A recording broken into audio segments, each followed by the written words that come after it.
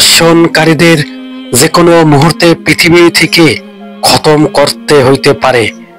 দর্শনকারীদের পৃথিবীর ভিতরে কোনো স্থান হবে না ইনশাআল্লাহ।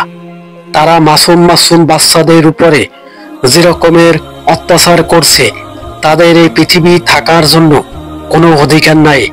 তাদেরকে পৃথিবীর ভিতরে বাঁচাইয়া রাখলে জমিন আল্লাহর দরবারে বিচার দিবে। তখন কিন্তু পুরা জমিনের ভিতরে পুরা একটা রাষ্ট্র আল্লাহর গজবে পড়তে পারে। এই নাফরমান ব্যক্তিকে যে সমস্ত মানুষ আশ্রয় দিছে এবং তাদেরকে সহযোগিতা করে দুনিয়ায় বাঁচাইয়া রাখছে, তখন কিন্তু আল্লাহর গজব শুরু হয়ে যাবে। যুদ্ধ কিন্তু আবার করতে হবে। যুদ্ধের মতো যুদ্ধ, সবাই নেমে পড়ো। মাসুম মাসুম বাচ্চাদের উপরে কেন হত্যাকাণ্ড চালাচ্ছে?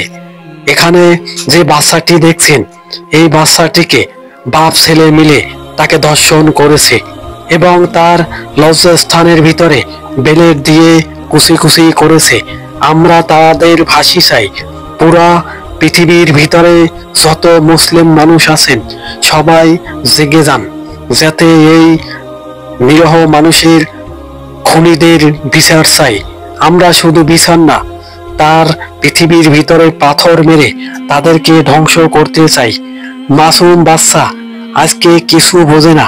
এ সমস্ত বাচ্চাদের উপরে ইহুদির মতো কাজ কারবার করছে। এটি কোনো মুসলমান হইতে পারে না, এটি ইহুদির কাজ কারবার করছে।